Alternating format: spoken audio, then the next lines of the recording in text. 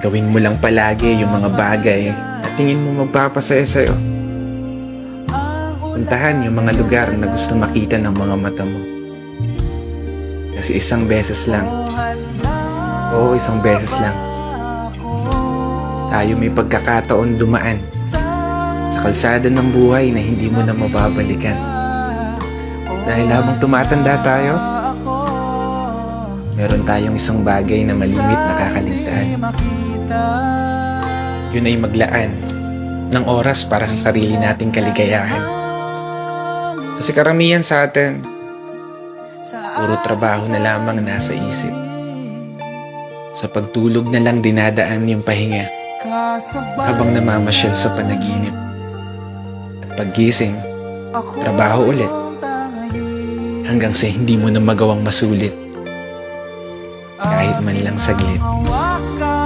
Yung oras na kay bilis pumipihit. Pero hindi ko sinasabi na huwag ka na magtrabaho. Gusto ko lang ipaalala sa'yo, ipaalala sa sarili ko, kapag dumating na yung araw na hindi mo na magagawang iakbang ang mga paa mo, paniguradong isa lang ang bagay na tatakbo sa isip mo. Sana pala